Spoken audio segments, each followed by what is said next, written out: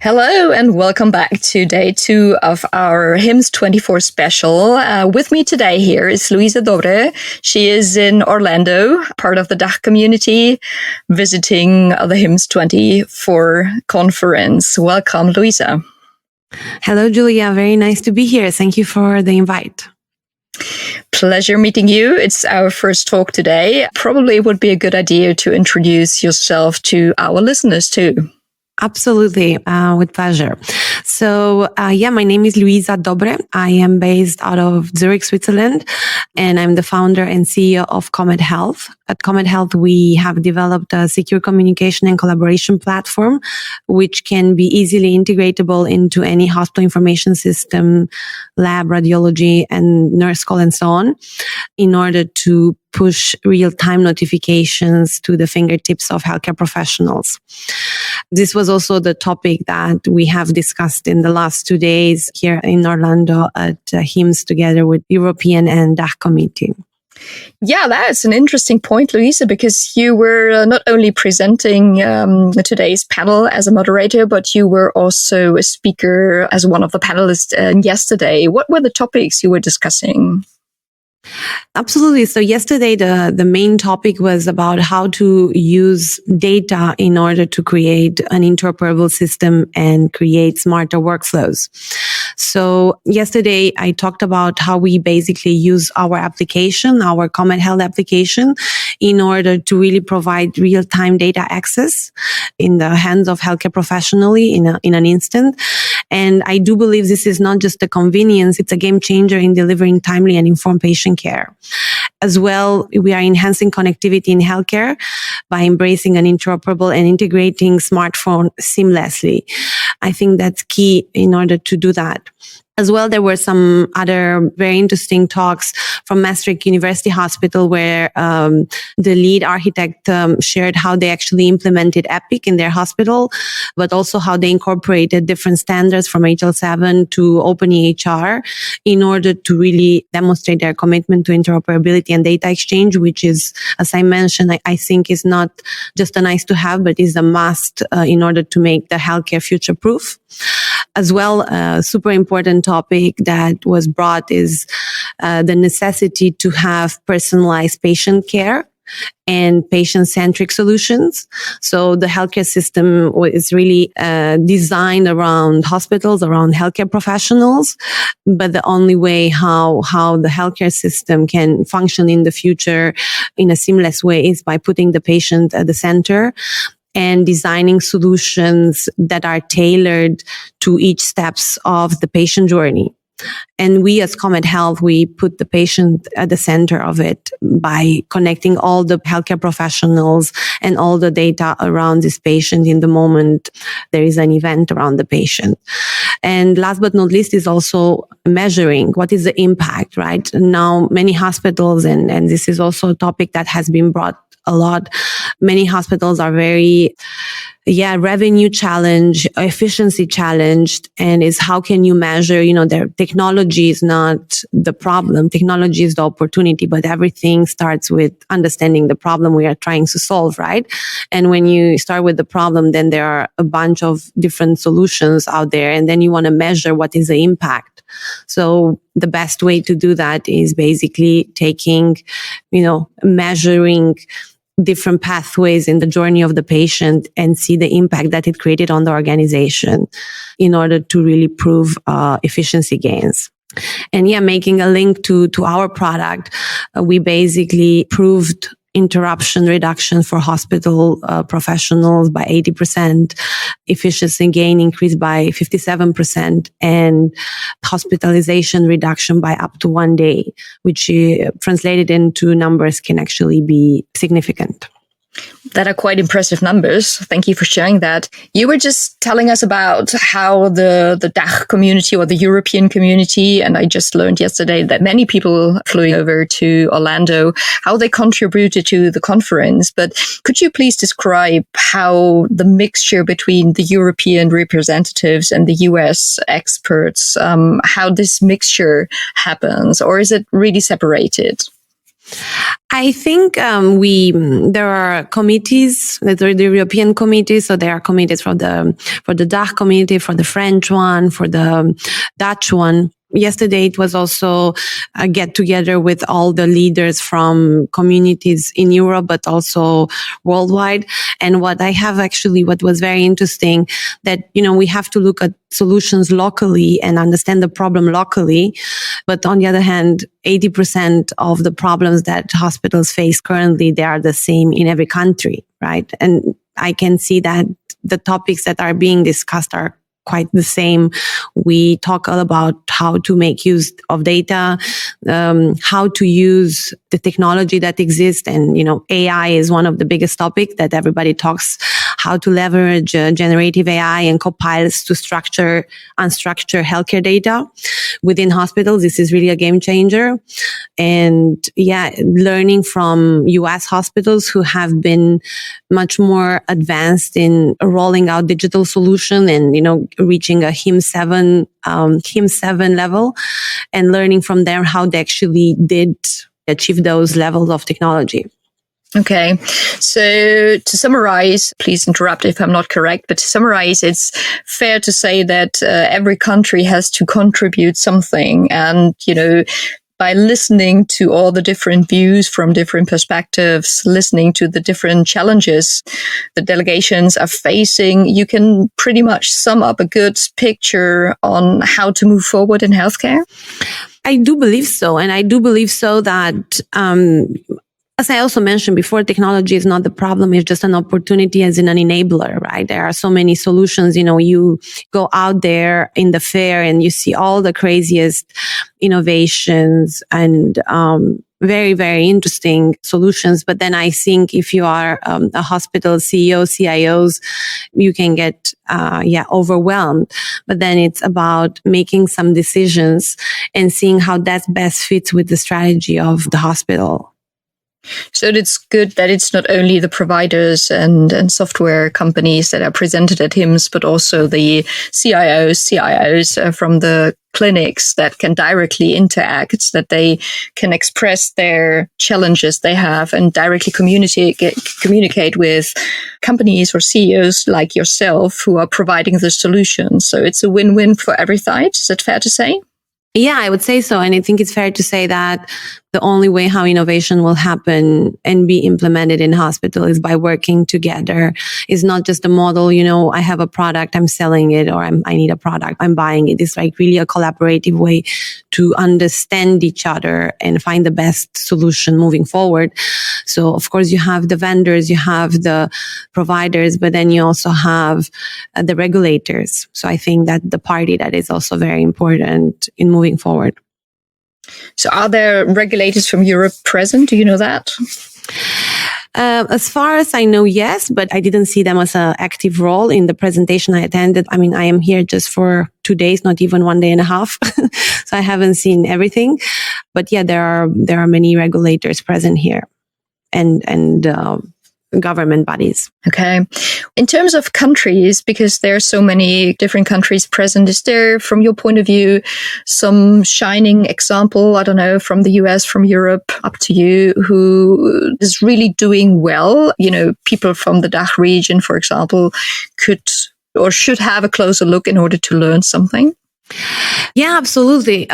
So I was personally quite impressed with what's happening in Saudi Arabia, in Riyadh. Quite a lot of digitization happening there. And I attended a very interesting panel discussion as well today, part of the Dach workshop committee. It was a presentation from the head of innovation from LuizaDobre Hospital. I hope I pronounced it correct. And they basically showed how they reached their HIMSS level 7. And I really love the presentation because how they actually adopted solution is very startup-y. So they start with bit by bit, brick by brick, do learn and fail fast if the product is not working, or if it's working, scale it instead of making huge investment. And I really love their, lean process of adopting innovations. They call it PPP, not much, small, and make it possible. So I think that's the only way. We cannot expect a healthcare revolution, but winning one battle at a time, I think.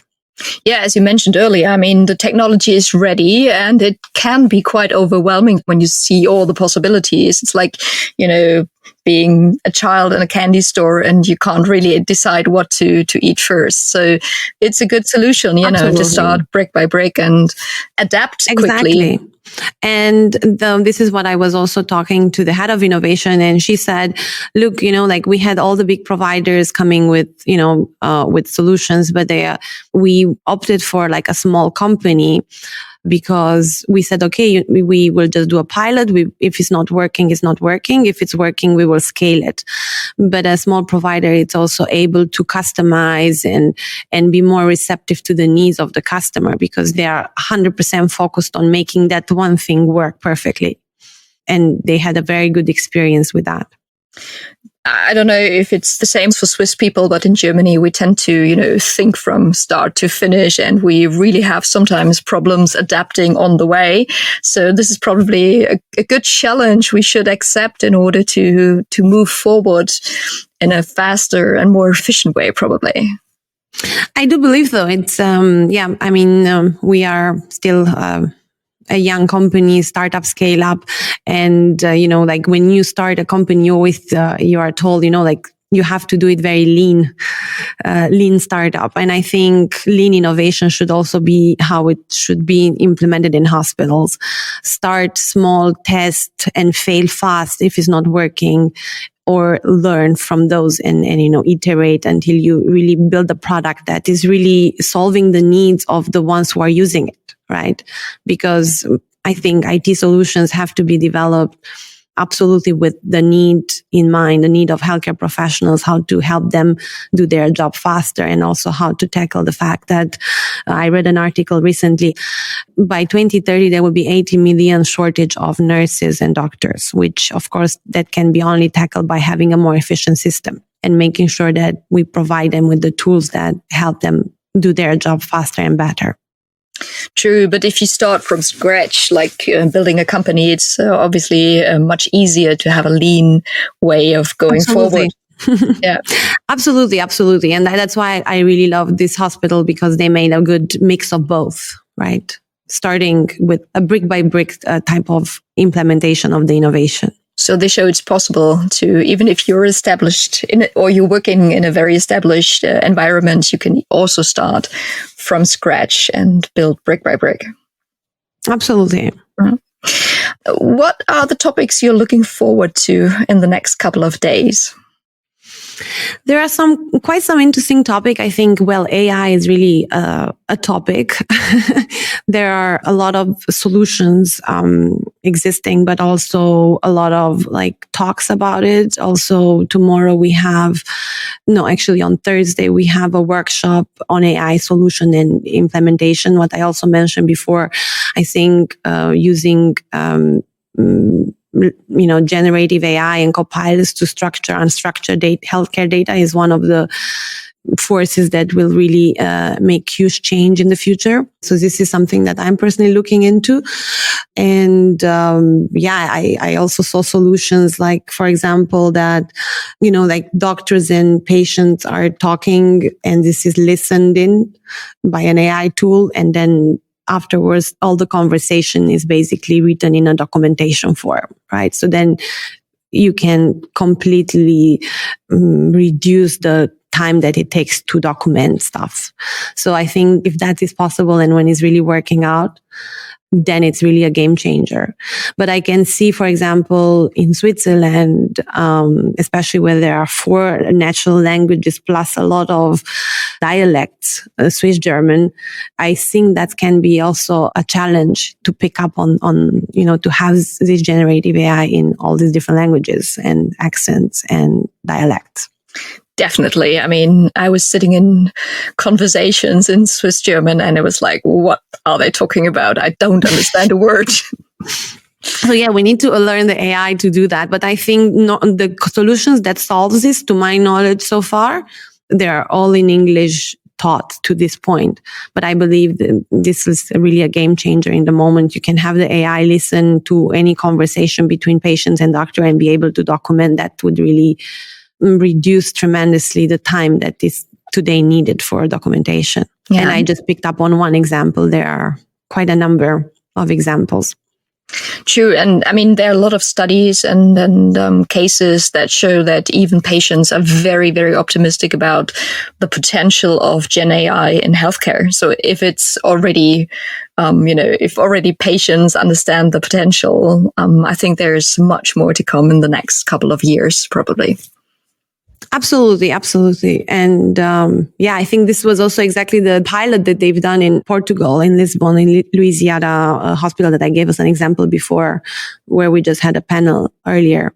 They basically just built a bot to basically interact with the patients and also book their appointments and so on. So I think that was also the topic. The patients at the beginning, they were a bit, they didn't really understand some of them, but then when they did understand the value of it, they actually really became the biggest users or the biggest fan of the solution. Impressive. For me, it's always very, very optimistic to hear that not only in the US, the big players are having the good examples and leading the way, but also here in Europe, that we have some best practice examples that, can really make us hopeful to not lose the connection to the front runners, actually. Absolutely. I do believe so. And I think also looking, I just saw one example yesterday from the Dutch hospital from Maastricht. I think, the Nordics, Holland, they are also quite pioneers when it comes to digitization and building interoperable systems. So I think we can learn a lot from each other. Very, very true. Thank you so much for the insights so far. My last question would just be to all the people who are at home still, not in Orlando at the moment, why should they come to Orlando definitely next year? What is your recommendation why they should just, cross the Atlantic because it's worth it? Well, one reason is warm. I'm joking. I think this is my first time, right? I haven't been to HIMSS in Orlando before, but it's a huge event. And I think you have to be quite prepared on, what do you want to achieve in those days and quite focused. But people are very open to talk, to interact. You can learn a lot. You can interact easily in a very informal way with anyone. Doesn't matter your title or so on. I think it's not necessarily a given. People are very approachable. There are a lot of workshops, a lot of events where you can meet people, and a lot of very interesting solutions where you can see what's out there. I think if you are an innovator, I think it's always good to look out for maybe competitors or solution to partner with or solution to collaborate with or even potential customer. But if you're a provider, then you can see how other hospitals are doing it, what solutions are there, and so on. I think it's a very good event from what I've seen so far. Great. I mean, from what I heard so far, it definitely is. Thank you very much for sharing your thoughts and impressions with us. It was a pleasure talking to you. And I wish you a couple of more interesting days with interesting talks and interesting people. Thank you very much, Luisa. Thank you so much. And everyone, tomorrow we will be back with a third day and a third impression from the HIMSS24 in Orlando. Thank you very much. And hopefully we're hearing each other tomorrow.